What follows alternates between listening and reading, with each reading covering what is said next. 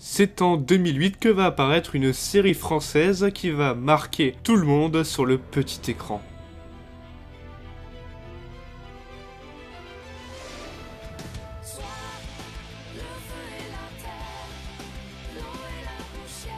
Vous l'aurez deviné, il s'agit de la série Wakfu créée par Ankama.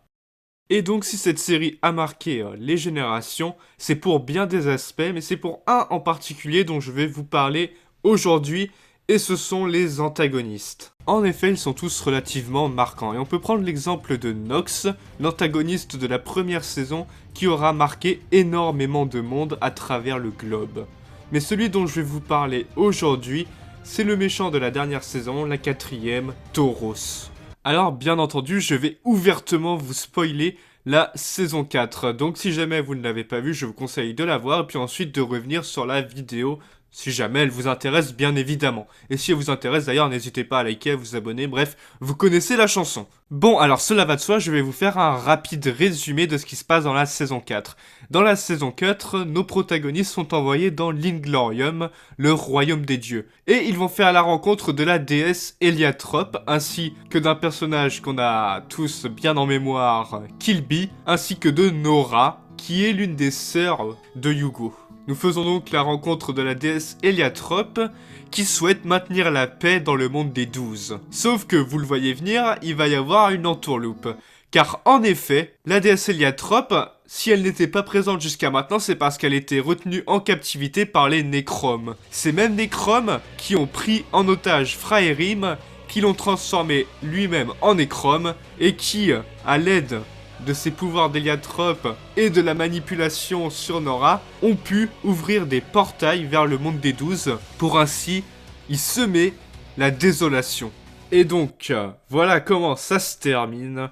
Les Nécromes sont repoussés, ils sont enfermés dans leur monde mort, et le monde des 12 est ainsi sauvé. Mais et du coup, il n'y a pas vraiment d'horreur dans Wakfu. Où est-ce que je vais vous emmener? Eh bien, pour ça, il faut que je vous décrive en détail ce que c'est qu'un nécrome. Les nécromes, ce sont des êtres qui vont avoir le don, ou plutôt la malédiction d'être immortels. Mais couplé à ce talent d'immortalité, il va y avoir pour eux une sensation insatiable de faim, qui ne peut être freinée que par du Wakfu. Et leur chef, Tauros Mordal, est quand même un sacré problème, car il est capable de prendre à 1 contre 2 Yugo et Gulthard, couplé à son immortalité.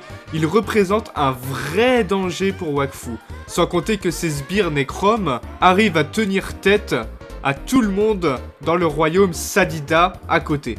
Là, je vous ai toujours pas expliqué ce que c'était l'horreur dans Wakfu, pourquoi est-ce que je vous ai raconté tout ça, mais en fait, je vais même pas prendre la peine de vous l'expliquer. Parce que Tauros, il va le faire, et il va le faire bien mieux que je ne pourrais le faire. Ce n'est qu'une question de temps, Nora. Quand la faim sera trop forte, il me reviendra. Est-ce que vous avez compris où je voulais en venir? C'est ça l'horreur dans Wakfu. C'est un danger perpétuel, puissant, capable de tenir tête aux meilleurs guerriers du monde des 12, et un danger immortel, qui peut revenir à n'importe quel moment, tenter que cette affirmation est vraie. Tenter que Ephraim, dans une faim insatiable, se mettra en tête de retrouver Tauros. À ce moment-là, Tauros pourra revenir et entreprendre sa quête de désolation. Le voilà l'horreur. Ce n'est pas juste un danger comme dans tout type d'horreur, c'est un danger éternel. Ok, et bah voilà. J'aurais jamais cru que je parlerais de Wakfu un jour, hein, parce que je m'étais basé sur les jeux vidéo, mais maintenant que je me base un peu plus sur l'horreur, voilà, je parle de Wakfu. J'espère que ça vous aura plu quand même comme vidéo. C'est la première fois que je tente de faire une vidéo de cette sorte-là. Donc j'espère que ça vous aura plu. J'espère que je vais pas me faire trop déglinguer par les droits d'auteur, hein, ça on verra. Ça se trouve la vidéo sera supprimée et vous ne la verrez jamais. Ce qui serait très triste, mine de rien. Enfin bref, j'espère que ça vous a plu, que je vous décrive l'horreur éternelle. Après l'horreur silencieuse, avec comme exemple Minecraft, et puis là l'horreur éternelle avec comme exemple Tauros dans Wakfu, je commence à développer pas mal le thème de l'horreur, et il y a encore beaucoup de thèmes à aborder sur ce postulat. Donc j'espère que si ça vous plaît, vous vous abonnerez, puis vous likerez, puis voilà, patati patata, pour voir les différents autres types d'horreurs dont je parlerai à l'avenir sur cette chaîne.